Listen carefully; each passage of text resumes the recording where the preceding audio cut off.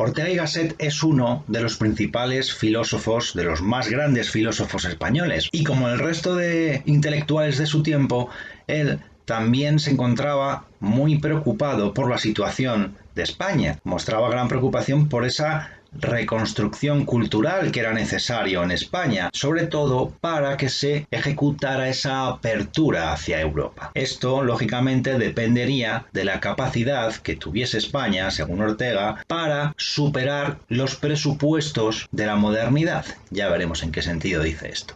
Porque su filosofía, al final, lo que supone es una crítica al idealismo y al racionalismo. Lo que hace Ortega es situarse en un plano más existencialista y no tan metafísico como la tradición moderna acostumbraba. Su pregunta por el sentido del ser humano no busca una definición esencial, no pretende descubrir la esencia del ser humano, porque lo único que se puede descubrir en él es su historicidad.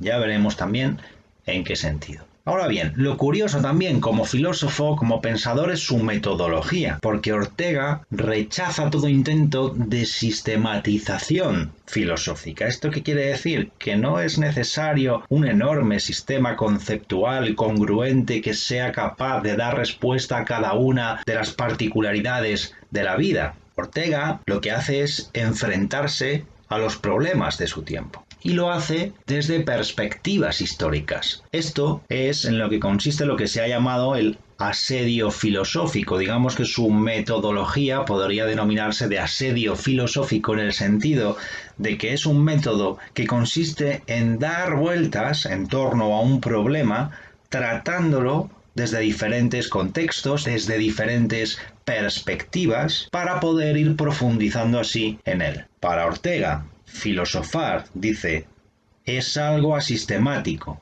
nada rígido ni estructurado, sino flexible, abierto, vivo, como la propia vida.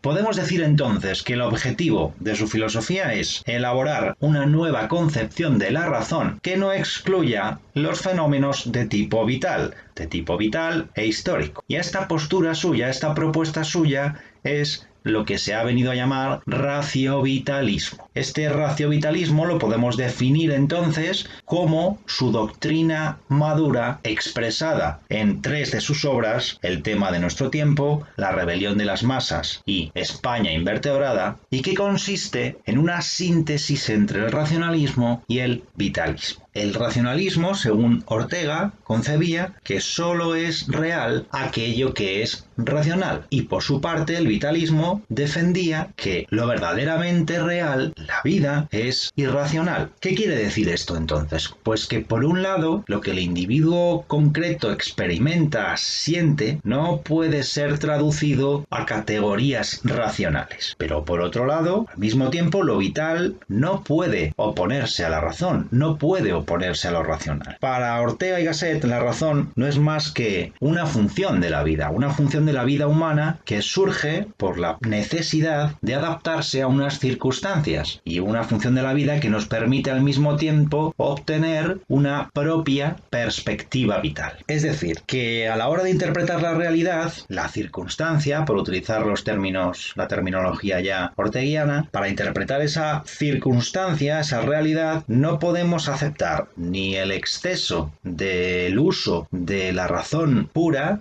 propia del racionalismo, ni tampoco el excesivo irracionalismo de las posturas vitalistas. Hay que buscar un punto intermedio. Lo que propone Ortega es centrarnos en un concepto que es la razón vital, que veremos más adelante. Antes de entrar en esto, antes de entrar en el grueso de su pensamiento, tenemos que atender a otro concepto más o otra idea más que creo que es relevante también para comprender la filosofía de Ortega y Gasset. Me estoy refiriendo a la necesidad de la filosofía que establece Ortega y Gasset. Porque para Ortega la filosofía es esencial, dice, es necesaria y además, en un sentido muy parecido al que lo pensaba Kant, es ineludible, no se puede dejar de hacer filosofía. Así como para el pájaro volar es lo necesario o para el pez lo es nadar, así para el hombre Lo necesario e inevitable es filosofar. Él está convencido de que renunciar a plantearse cuestiones es renunciar a ser un ser humano. La filosofía, dice, no tiene que ver nada con la utilidad, sino que es esencial. Fijaos lo que escribe en ¿Qué es filosofía? El filósofo no puede preguntarse para qué sirve la filosofía. Al filósofo le caracteriza el afán de entender, de captar la realidad del mundo, el universo. La filosofía es conocimiento del universo. Más que leer la filosofía, hay que desleerla, es decir, pensar cada frase, romperla en vocablos, tirarse de cabeza dentro de ella, descender a su entraña significativa. La lectura horizontal, el simple patinar mental, debe ser sustituida por la lectura vertical, la inmersión en el pequeño abismo que es cada palabra, fértil buceo sin escafandra. Aquí tenéis un buen consejo para leer filosofía que no debéis olvidar nunca. Tomaos este consejo bien en serio antes de acercaros a las obras de los filósofos. Bien, en segundo lugar, para Ortega, la filosofía comienza allí donde termina la ciencia, y esto significa que no son intercambiables una por otra. Además, para Ortega la ciencia se ocupa de cosas concretas, de campos concretos, y sin embargo la filosofía tiene por objeto, como en Hegel, la totalidad. La filosofía es el conocimiento del universo, de todo cuanto hay. No se trata entonces de conocer cada una de las cosas en su existencia privada, sino que se trata de conocer todo cuanto hay, pero no todo cuanto existe, porque como dice Ortega, hay cosas que no existen, como por ejemplo una quimera. ¿Pero qué es todo cuanto hay, según Ortega? Pues todo cuanto hay son las cosas, 1, que acaso hay, lo sepamos o no; 2, las que creemos erróneamente que hay, pero que no las hay; y 3, las que podemos estar seguros de que las hay, es decir, los datos del universo. Por eso decimos que la filosofía se trata de un saber radical, porque lo que busca es la raíz, lo que llama Ortega el dato radical, el fundamento último de todas las realidades que componen el universo. Y por eso él escribe: cuando meditamos, tiene que sostenerse el ánimo a toda tensión. Es un esfuerzo doloroso e integral.